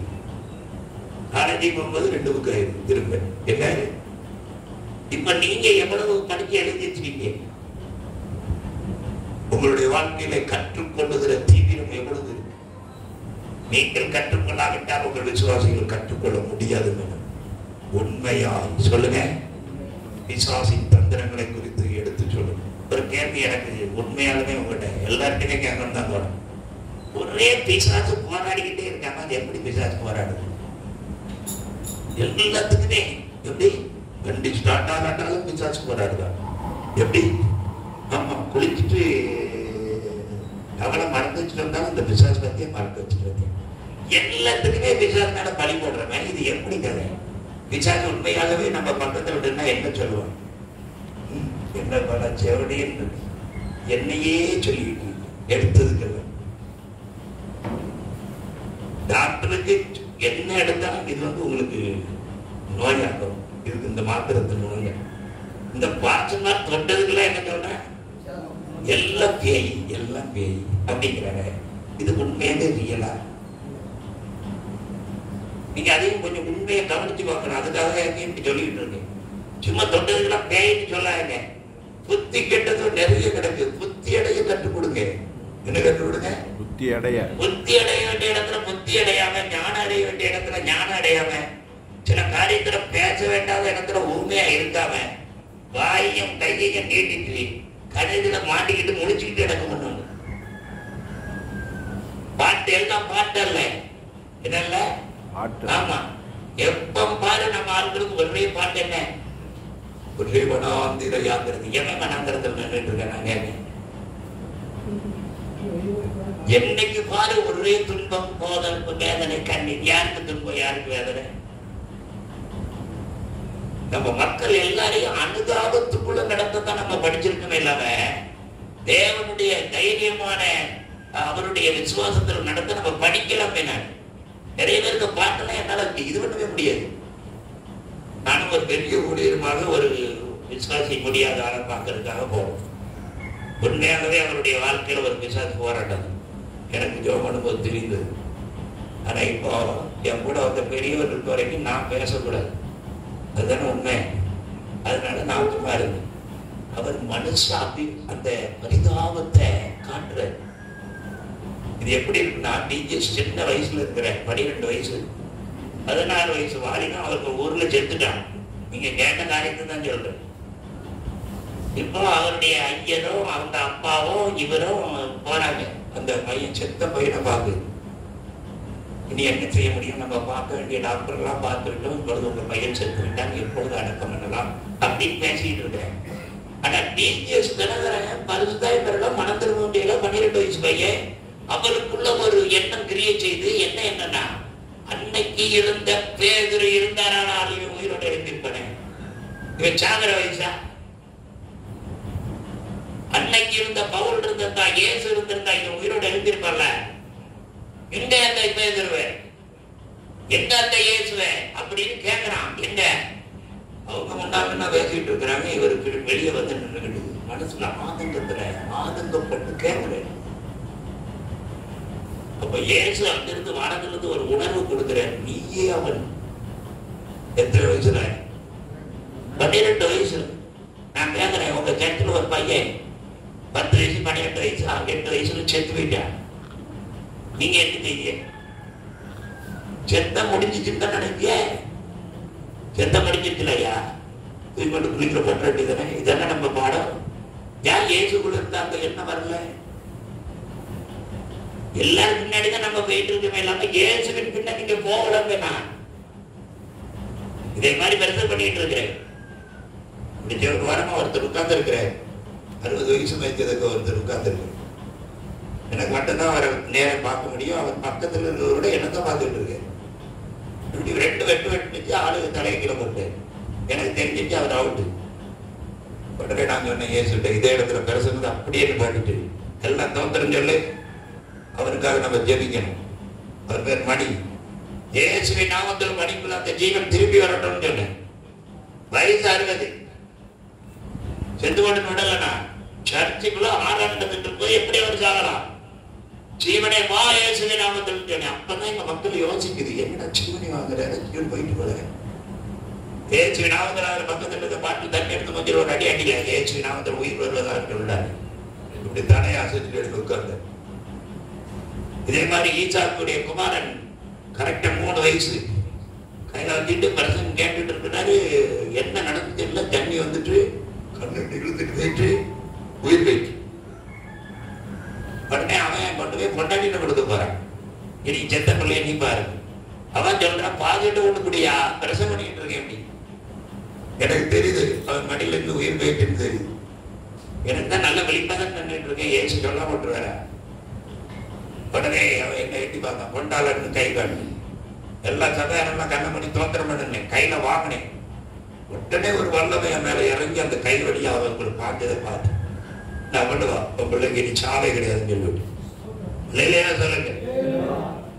ஒரு பையன் கட்டில் போட்டு கட்டிலுக்கு அவனுக்கு இடையில ஒரு அரை அடி கேப்ல தூக்க வச்சுட்டு மகனும் தாயும் பழக்கம் விட்டுட்டு இருக்காங்க வாசல்ல இருந்து. அது உருண்டு உடம்பெல்லாம் உள்ள விழுந்து கையெல்லாம் உள்ள விழுந்து கழுத்து வந்து அதுல பட்டு அந்த பையன் செத்து வைட்டான்.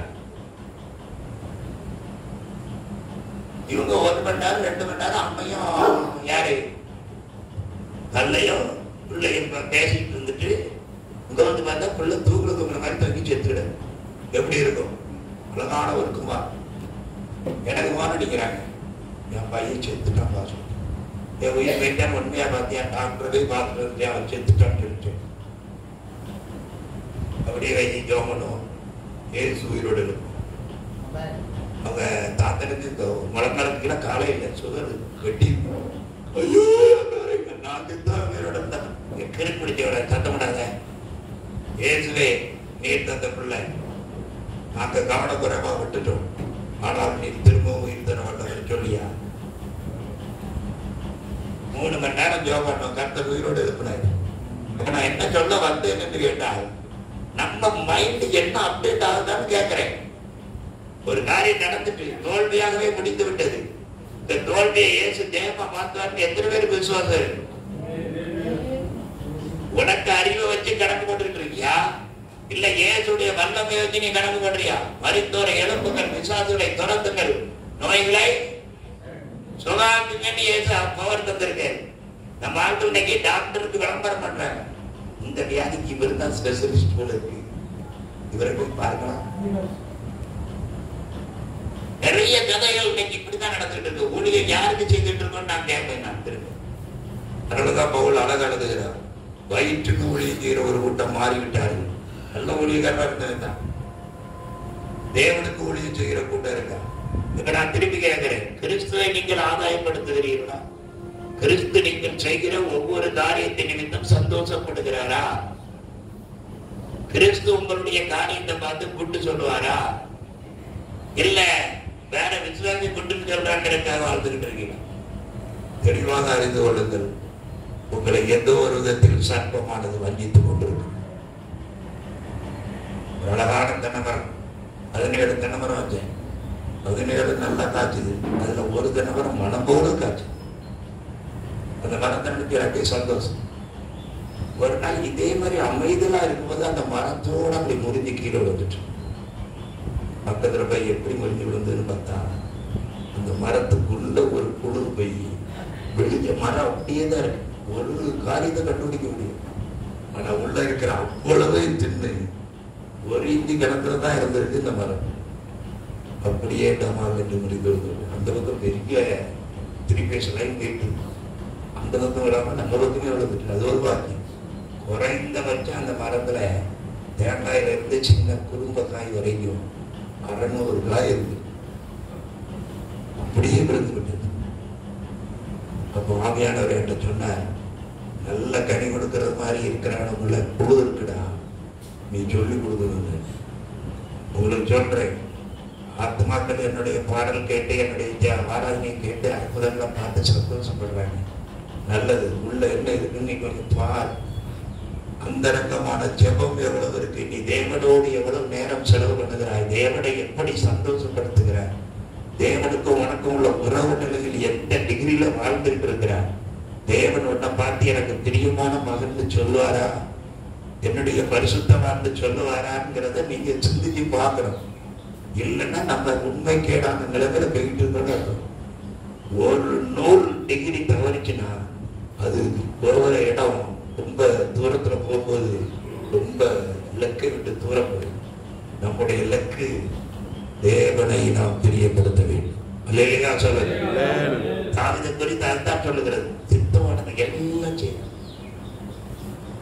வேதம் நமக்கு கற்றுத் தருகிற மிக உண்மையான காரியம். எபிரேயர் 3ஆம் அதிகாரத்துல மோசே என்னுடைய வீட்டில் எங்கும் என்ன உண்மை உள்ளவனா இருந்தான், கர்த்தர் சொன்னபடியே செய்தான். சுயத்துல ஒண்ணுமே செய்யல. இந்த மரம்னா இந்த மரம் தான், இதை இப்படித்தான் செய்யணும், அப்படித்தான். அதுக்கு மேல ஒரு சுயமா இதெல்லாம் இது இப்படி டிசைன் பண்ணாங்க, அதெல்லாம் நடக்காது. அவர் விட பெரிய ஞானி நம்ம கிடையாது. அல்லேலூயா சொல்லுங்க. அதனால ஒவ்வொரு காரியத்திலேயும் அவர் என்ன சொல்லுகிறாரோ, அவர் சொன்னபடியே, அவர் நடத்துகிறபடியே நீங்க தெளிவாக நடவுங்க. சில காரியத்துல நடத்தி உடனே கிடைக்கிறது, பொறுமையா இருந்தார். சில காரியத்துக்கு நீங்க ஜோமணி கண்ணை மூடி நினைக்கணும்னா ஆண்டவர் இது இப்படி செய்யணும்னா அப்படி சொல்லுவார். ஒரு விசுவாசி ஜோமனை வந்திருக்கு, அவளுக்கும் ஒரே நோய். புதுசா ஒரு ஆள் வந்திருக்கு, அந்த ஆளுக்கும் ஒரே நோய். 2 பேரும் முன்னாடி வந்திருக்காங்க, ஆறாம் முடிஞ்சு. புதுசா வந்திருக்கிற ஆளுக்கு நேரம் கையை நீட்டி ஆண்டவரே சொல் கொடுக்க விரும்புகிறீங்களான்னு கேட்கிறேன். ஏசு சொல்லுகிறார், சொல்லு இயேசுவின் நாமத்துல போகணும், உடனே சுகமாக. இயேசுவின் நாமத்துல சுகமாகதாக பிசாசிக்கிறேன், நல்லா இருந்துச்சு. விசுவாசி 10-15 நாளா இருக்கு, ஒரே காத்திருப்பு ஜெபம் பண்ணிக்கிட்டு இருக்கு. இப்ப அதுக்கும் ஜெபம் பண்ணும்போது இயேசுகிட்ட கேட்கிறேன், இயேசு மௌனம் சாதிக்கிறேன், ஒன்றும் சொல்லல. அப்ப ஆண்டவரே கிருபையாக இறக்கும் அப்படின்னு சொல்லி அவங்களுக்கு ஜெபம் கொஞ்சம் சவுண்டா சொல்லலன்னா இவங்க சண்டைக்கு வந்துருவாங்க. எவனா நம்மகிட்ட பழகினா இருக்கு. பொல்லாத பேசாத இந்த நோயை கொண்டு வந்து ஆவிய வாட பேசாதேக்குள்ள விரட்டி ஜெபம் பண்ணி முடிச்சுக்கணும். ஜெபம் பண்ணி முடிஞ்ச வரை சண்டைக்கு வந்துட்டாங்க.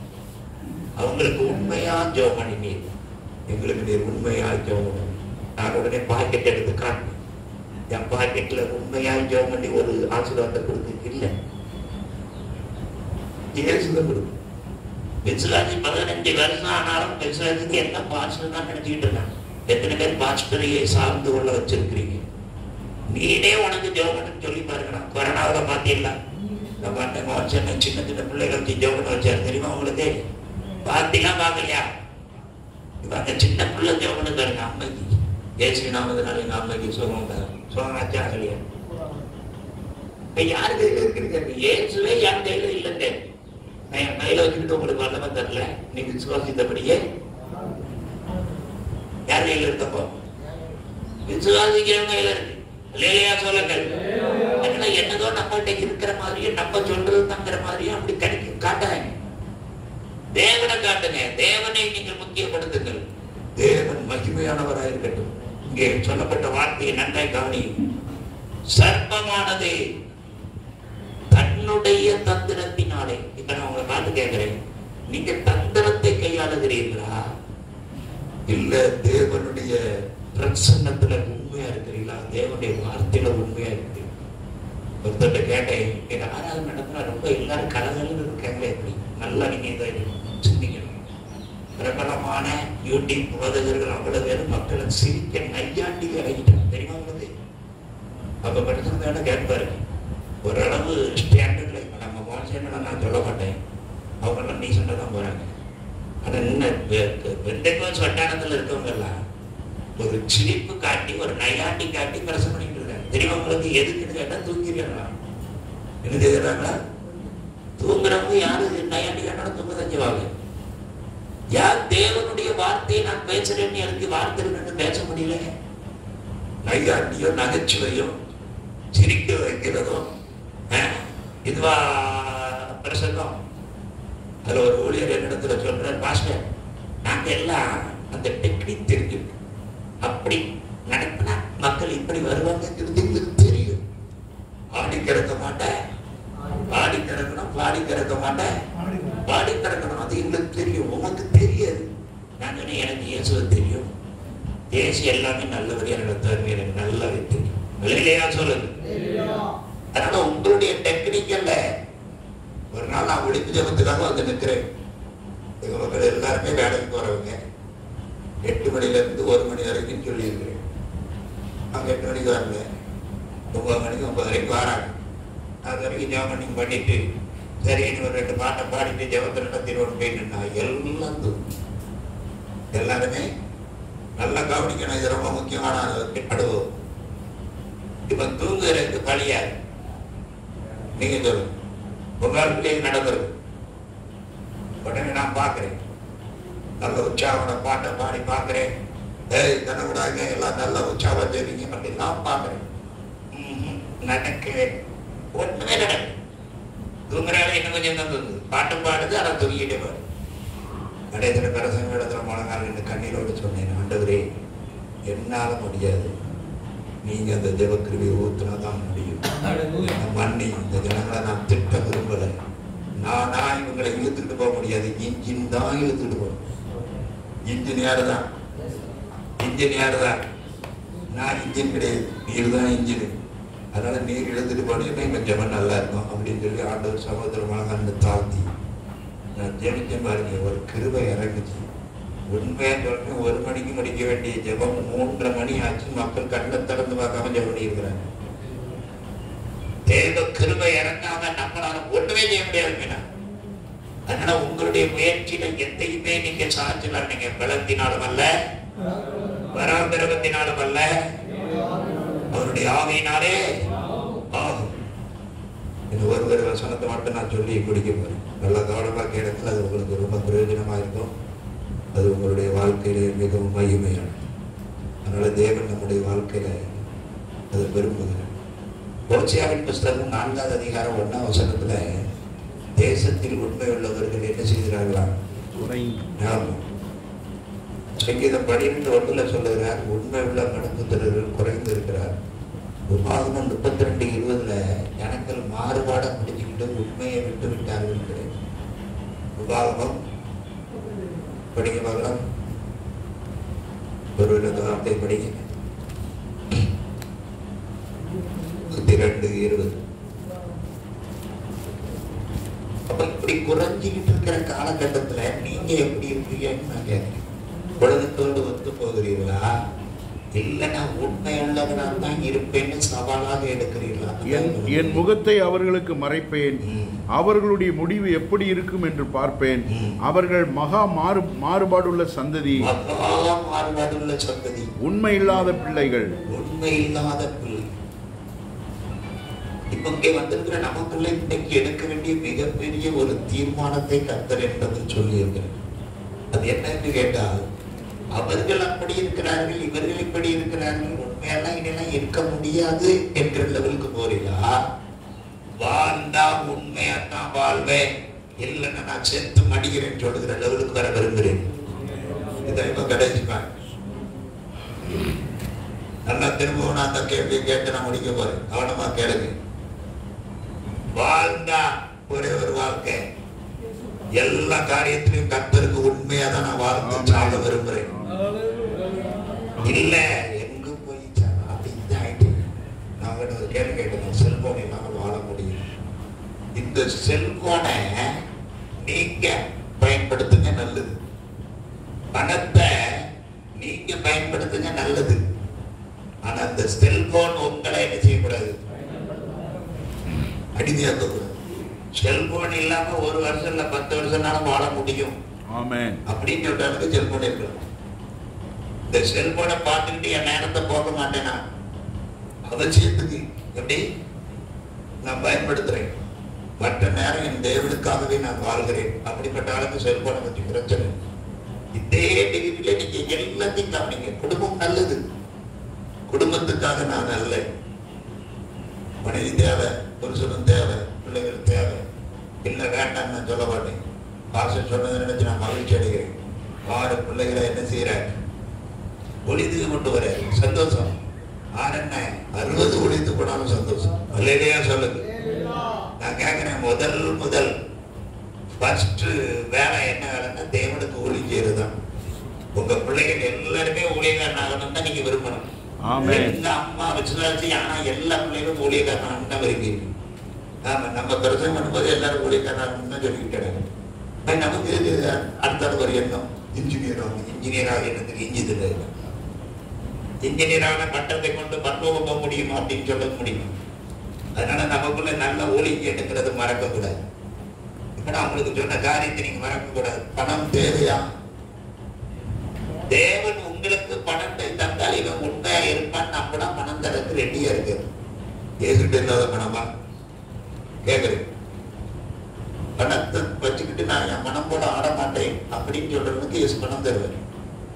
இப்ப இன்னைக்கு நீங்க ஒரு லட்சாதிபதி ஆயிட்டீங்க, இப்ப இருக்கிற மாதிரியே இருப்பேன்னு சொல்றதுக்கு எத்தனை பேருடைய மனசு உண்மையை ஏற்றுக்கொள்ளும்? அல்லையே சொல்லுவாங்க. நிறைய பேருக்கு மனசு மாறிடும். நீங்க நினைக்கவே இல்லை.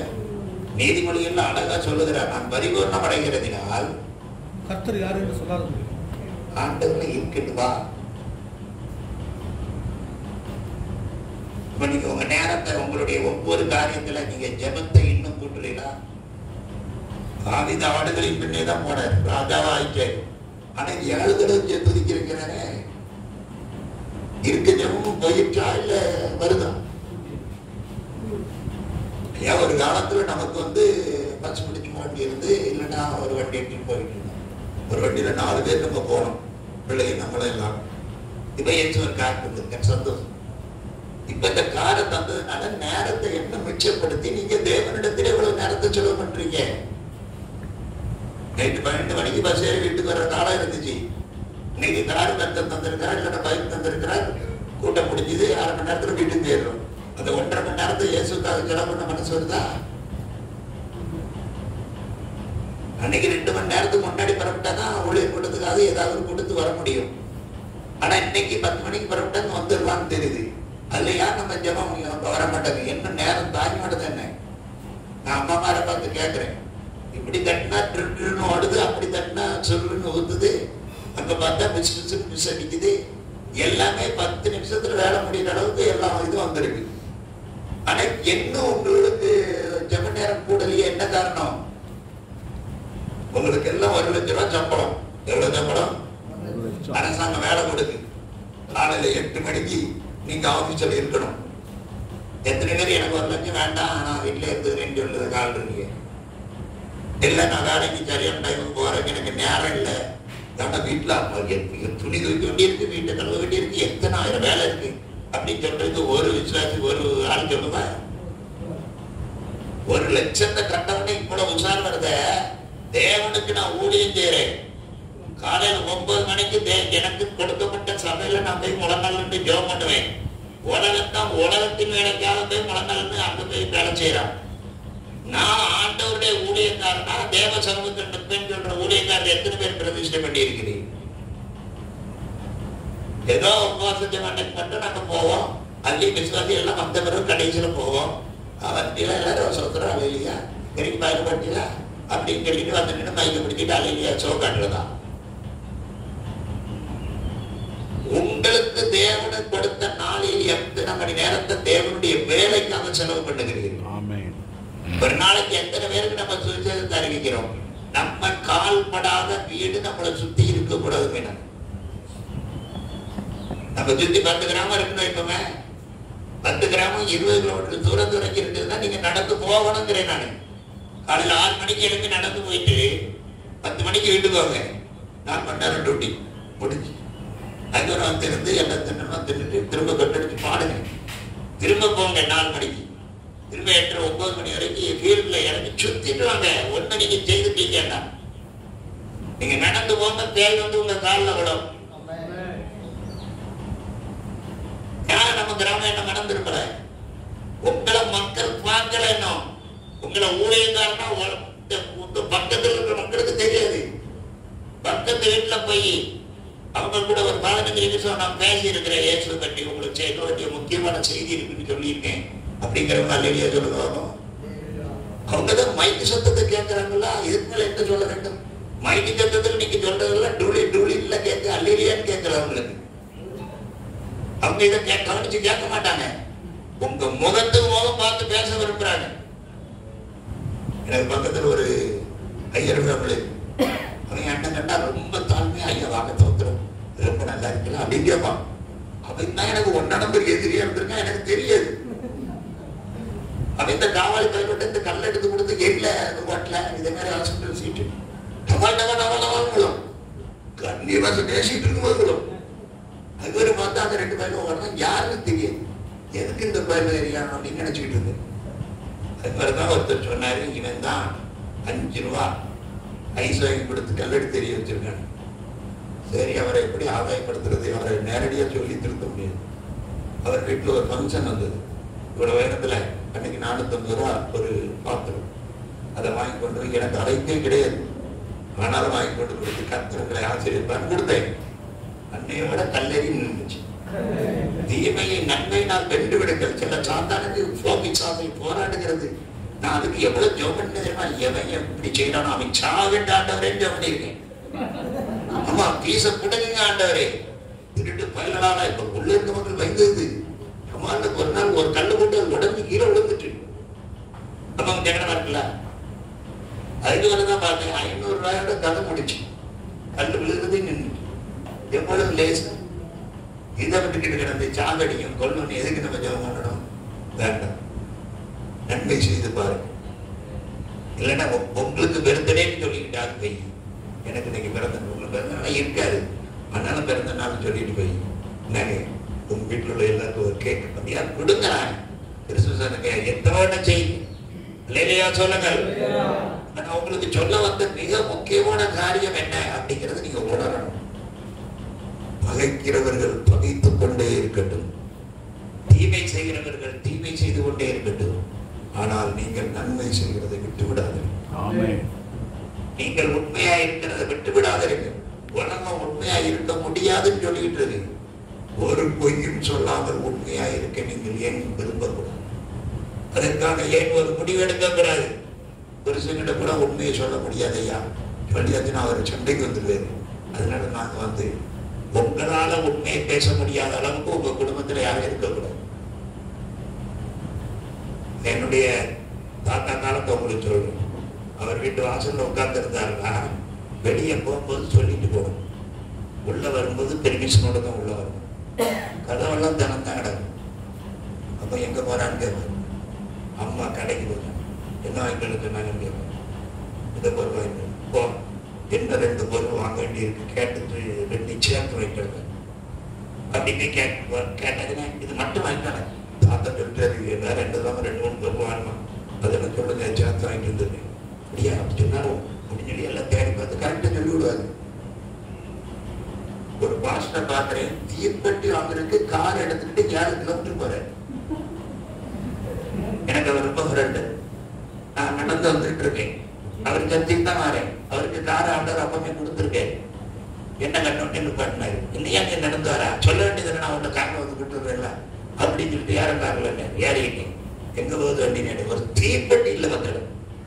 இப்ப 7 கிலோமீட்டர் போகுது. நான் கேட்டேன் 7 கிலோமீட்டர் போனதுக்கு வரதுக்கு சேர்த்து 100 ரூபா. பெட்ரோல் எவ்வளவு சொல்லுங்க. இப்ப தீப்பெட்டி எவ்வளவு? 50 பைசா. என்னையா காதலி வண்டி ஓட்டுவாங்க. இந்த பக்கத்து வீட்டுல சிசுட்ட சொல்லி ஒரு தீப்பெட்டி வாங்குற அளவுக்கு ஃப்ரெண்ட் இல்லையா? ஒரு காலத்துல வீட்டுல இருந்து தீ எடுத்துட்டு போய் அடுப்பு தைக்க தெரியல உங்களுக்கு. தீப்பெட்டி இல்லாத காலம். அப்ப இந்த அளவு கூட ஒரு ஃப்ரெண்ட்ஷிப் இல்லையா? இந்த 100 ரூபாய் அவங்களுக்கு கொடுத்து ஆமா நீங்க தீப்பெட்டி 100 ரூபாய் எடுத்து கொடுத்திருந்தா அந்த குடும்பம் உண்மையாலுமே சர்ச்சில் வந்து உட்காந்துருக்கோம்ல. எங்க வச்சு ஞானம்? உண்மையான அந்த சிந்தனை கிடையாது, உண்மையான ஒரு ஞானம் இல்லை. ஆமா வீராப்புல நீர் வாடிக்கிட்டு ஆமா நானும் வீராப்புல சோறு தின்ன மாட்டேன், ரொம்ப வீராப்புல தின்னேன். பள்ளியில சிஸ்டர் வந்து சொல்லுவாங்க, தின்னாட்டா யாருக்கு வேணும் சிஸ்டர்? தின்னாட்டா சொல்லுங்க, என்ன பசிக்கும். ஆனா என்ன சொல்லிடுறது, ஒண்ணு வேண்டாம். கடைசியில எல்லாரும் தூக்கின பிறகு வச்சு அடி தரட்டு. என்ன தெரியுது, உண்மையா அன்பா இருந்து தின்ற சூரியன் அஸ்தமிக்கிறதற்கு கொண்டதாக என்ன செய்யக்கூடாது. அம்மா வசனம் தெரியுங்களா? இப்ப நான் ஒரு காரியத்தை சொல்லி முடிக்க போறோம். நீங்கள் எந்த காரியத்தை பேசினாலும் செய்தாலும் வசனத்தின் அடிப்படையில் பேசும். எனக்கு ஒரு மூத்த விசுவாசி முன்னாடி இருப்பார், வயசு 85. அவர்கிட்ட சொல்லுவேன், முதிர் வயதிலும் கடிதத்தில் நீர் பசுமையில் முஸ்லீமா இருப்பீர் அப்படின்னு சொல்லுவேன். அவர் என்ன சொல்லுவார் தெரியுமா? 85 வயசுல இந்த கண்ணும் ஒழுங்க தெரிய மாட்டேங்குது, வாயும் ஒழுங்க பேச முடியல, காலும் கேட்க மாட்டேங்குது, நடக்கவும் முடியல, சும்மா சொல்லிக்கிட்டு இருக்காது அப்படி சொல்லுவோம். இதை பத்தி நீங்க என்ன நினைக்கிறீங்க? அவர் சொன்னது சரியா, நான் சொன்னது சரி? சொல்லுங்க. வசனம் சரியையா? வசனத்துக்கு மாறாக 85 வயசு 95 வயசு யார் பேசினாலும் அதை ஏற்றுக்கொள்ளவே முடியாது. உண்மை சத்தியம் வசனம் தான். வசனம் என்ன சொல்லுதோ அதைத்தான் அறிக்கையிடணும். ஆண்டவர் என்ன சொல்லுகிறார்? தீர்க்காயுசோ 90ஆம் சங்கீத கடைசி 2 வசனம் பாருங்க. கர்த்தர் உத்தமர் என்றும் என் கண்மலையாகி அவரிடத்தில் அநீதி இல்லை என்று விளங்கப்படும்படி. அவர் முதிர் வயதில் கடிதம் பசுமை முஸ்லீமா கண்மலை இருக்காருல்ல, போய் சொல்ல வேண்டியதானே? சொல்லவா? சொன்னது நல்லா இருக்கு. ஒருத்தவர் கடனார இருக்கிறார், எவ்வளவுனா கடன் கேட்டு முதல்ல ஊழியத்துக்கு வந்து அடி வச்சிருக்கு. அப்போ ஒருத்தர் வந்து எனக்கு 6 லட்சம் கடன் பாஸ்டர். அதான 6 லட்சம் கடனாவே சகோதரி மீனவா நானவா உபாசம் போட முடிச்சோம் பண்ணுவோம்னு சொல்லி 10 நாள் உபாசம் தண்ணி குடிக்காம அண்டவரே சகோதரனுக்காக. யான்னு கேட்டா எனக்கு கடன் வாங்குறது பிடிக்கும், நான் கடன் வாங்கினதே இல்லை. எத்தனை பேர் இப்படி சொல்றதுக்கு கை வைக்க முடியும்? இனிமேல் கடனே வாங்கிறேன். எதுக்கும் கடன் வாங்காத. கடையில போய் ஜாமான் வாங்கிட்டு ஜாமானுக்கு பில்லுக்கு காசு கம்மியா இருந்ததுன்னா ஜாமானை கம்மி பண்ணி கடனை இல்லாம வச்சுட்டு வரணும். இல்ல கடன் ஒன்றும் தானே கொடுக்க கூடாது. இல்லையா சொல்லுங்க. இப்ப நல்லா கவனிங்க, 6 லட்சத்துக்கு வாஷிங் பிரேயர் 10 நாளா? அதுக்கு பிறகு ஆண்டவர் அவருக்கு ஒரு வழியை திறந்தா அதை கடனை கட்டிக்க. இப்ப 1 மாசம் ஆகல, திரும்ப ஒருத்தன் வந்தா எனக்கு 60 லட்சம் கடன் பாஷன் ஜோபனுங்க. நான் எத்தனை நாள் ஜோபன்? சரி அப்போ 10 நாள் ஜோபன் பண்ணி பார்ப்போம் அப்படியே திரும்பி 10 நாள் சரியாச்சு. எங்க சிஸ்டர் சொன்னாங்க, நீ செத்தே போவா அப்படின்ட்டு வாங்கின கடனுக்கு நீ எதுல கடந்தது கிடையாது, அவங்களுக்கு பிரசனம் பண்ண முடியும். இல்ல ஜோபன் பண்ண கத்துக்கணும். அடுத்த ஒரு 6 மாசம் ஆகல 1 கோடி கணக்கார எடுத்து வந்து 5 டிக்கெட் தற்கொலைக்கு போனதை திருப்பி கொண்டு வந்தாச்சு. போன் அடிச்சுட்டான், பார்த்து 5 டிக்கெட் தற்கொலைக்கு போயிட்டு இருக்கு, என்ன சொல்றேன் திருப்பி கொண்டு ஜோம் பண்ணி எல்லாம் கடனை அடைச்சிடும் அப்படின்னு சொல்லி வந்தாச்சு. இப்ப 60 லட்ச ரூபாய் காரனே அவனுக்கு சார்ஜ் சொல்ல கூப்பிட்டு விட்டுருக்கேன். இப்ப சொன்னா அவன் ஒரு கேள்வி கேட்ட மாதிரி, அவனும் பெருசா நான் பேர் பேசுறேன். உங்க ஏச்சு சளி பிடிச்சா சுகமாக்கிடுவாரு, ஆனா ஹார்ட் அட்டாக் சுகமாக்க முடியுமா? அதே போல எனக்கு அட்டாக் நோய் மாதிரி 1.5 கோடி கடன், ஏதோ 1 லட்சம் 2 லட்சம்னா ஜோம் பண்ணிடலாம். எது வேணாலும் அவரால் செய்ய முடியாது. நீர் என்ன சொல்றீங்க அப்படின்னு கேட்டாங்க. என்ன பார்த்து அவன் எனக்கு பிரசம் பண்றான். நான் சொன்னேன், வானத்தையும் பூமியை உண்டாக்குறது கர்த்தர். ஆனால் பூமியும் அது நிறைவும் உலகம் அது முடிகளும் கர்த்தருடையது. ஆனால் எத்தனை ஒரு 1.5 கோடி லட்சம் கோடினாலும் கர்த்தர் தருவாங்க. அப்ப சொல்லுங்க அப்படின்னா அதுக்கு பிறகு 30 நாள் அவனோட இருந்து ஜோம் பண்ணி ஆண்டவர் அவனுடைய காரியத்தை ரூட்டை கிளியர் பண்ணி இன்னைக்கு நான் ஊரிஞ்சிருக்கிறேன். அப்ப நான் என்ன சொல்ல விரும்புகிறேன்னு கேட்டா, அன்னைக்கு இருந்த அறிக்கையில உபவாசம் போட்டு ஜோம் பண்ணு. அதுக்கு ஒரு விவரம் வந்த பிறகு அவனுக்கு பிரசனம் பண்ணியே கிளியர் ஆகும். இல்லையா சொல்லு.